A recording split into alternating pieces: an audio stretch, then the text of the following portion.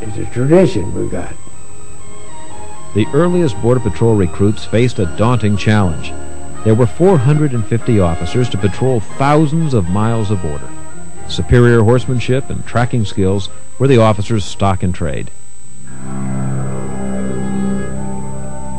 With the onset of the Depression in 1930, both legal and illegal immigration dropped off dramatically.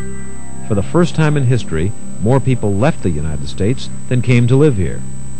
During this same decade, the Bureau of Immigration and the Bureau of Naturalization were joined to form the Immigration and Naturalization Service.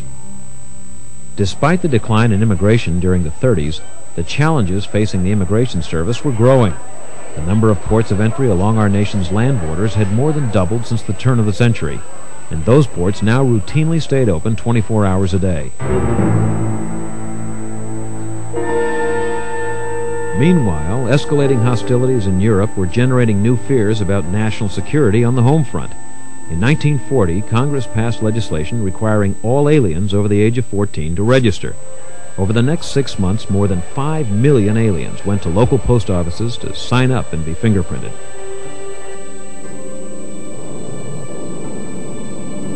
The outbreak of World War II brought new responsibilities for the Immigration Service. Following the attack on Pearl Harbor in December 1941, President Roosevelt declared that all German, Italian, and Japanese living in the United States should be regarded as possible enemy aliens. Hearings were held to decide whether each of the aliens would be interned, paroled, or released. By July 1943, the INS had in custody more than 9,000 people who were determined to be enemy aliens, the vast majority of whom were Japanese. Some of these aliens would be interned for more than 5 years. The end of World War II signaled a new era for the nation and for the INS. Wartime undertakings like enemy alien detention gave way to other priorities, including the processing of large numbers of war brides and refugees. What's more, the return of peacetime saw a dramatic rise in the volume of illegal immigration from Mexico. By the early 1950s, the number of illegal aliens apprehended in a single year topped the 1 million mark, an all-time high. Another cause for concern in the public's mind during the post-war era was the menacing spread of communism. To forestall what was often referred to as the Red Tide, Congress passed the Internal Security Act of 1950. Under the act, un-American activities, including membership in the Communist Party, became grounds for deportation. The task of enforcing the law fell largely upon the INS. The 1950s also witnessed the passage of one of the most important pieces of immigration legislation in the nation's history, the Mccarran Walter Act. The law left in place the controversial quota system, limiting the number of immigrants from certain countries, but it created new opportunities for aliens with relatives already in the United States, as well as for aliens with special skills.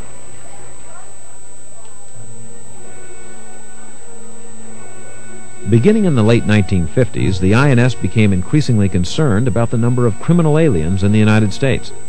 Working closely with other law enforcement agencies, the INS sought to locate and deport aliens involved in illegal activities ranging from drug trafficking to racketeering. Today, the removal of criminal aliens remains a top priority for the service. The 1960s proved to be an important decade in the evolution of the nation's immigration policies. In 1965, Congress voted to do away with the immigrant quota system based on national origin. In its place, lawmakers authorized a system which gave priority to immigrants who had family members in the United States. 3 decades later, the preservation of family ties still plays a key role in our nation's immigration system. Throughout the 70s and early 80s, 2 issues dominated the immigration debate: illegal immigration and refugees. Castro's takeover in Cuba and the fall of Vietnam brought unprecedented numbers of refugees to this country. The Refugee Act of 1980 was designed to ensure that those fleeing persecution would be allowed to resettle in the United States. The ink on the bill wasn't even dry when the United States refugee policy underwent its most difficult challenge. In April of 1980, thousands of Cubans began boarding boats in Cuba's Mariel Harbor for the trip to southern Florida. The majority of the Marielitos, as they came to be called, arrived in the United States without any documentation. Within 5 months, more than 120,000 Cubans landed on the Florida coast. The Cuban boat lift still stands as the largest mass arrival of undocumented aliens in the nation's history. Throughout the 70s and into the 80s, Congress continued to wrestle with what to do about the growing problem of illegal immigration. After more than a decade of debate, lawmakers finally approved the Immigration Reform and Control Act of 1986, commonly known as IRCA. IRCA featured 2 key provisions. First, it made it illegal for employers in the United States to hire undocumented workers. Second, the act offered amnesty and ultimately the prospect of citizenship to several million illegal aliens. It took Congress 15 years to pass this landmark legislation, yet the INS had just 6 months to put it into effect. In the end, more than 3 million illegal aliens came forward and applied for amnesty under IRCA. Many of them will one day go on to become citizens. Whether IRCA will have a lasting effect on illegal immigration is uncertain, but it will always be one of the most important chapters in our nation's recent immigration history. Following the passage of IRCA, Congress set out to reform the nation's system of legal immigration. The Immigration and Nationality Act of 1990 significantly increased the number of immigrants allowed to come to the United States on a yearly basis. It also provided more visas for highly skilled workers and foreign investors. For the Immigration and Naturalization Service, this is a time of change and challenge. Today, the United States admits more legal immigrants than all the other nations of the world combined. Helping make it happen are the more than 15,000 men and women who make up the Immigration and Naturalization Service. At the borders, in our airports, and in countless offices behind the scenes, they are working to protect and preserve our nation's long-standing immigration tradition.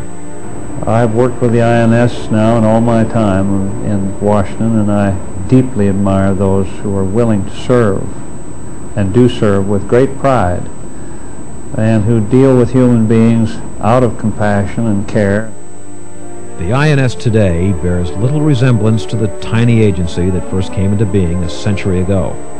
But one thing has not changed. Immigrants and the Immigration Service have helped to forge our unique identity as Americans. Distinguished by their hard work, vision, and commitment, together they are the keepers of the dream.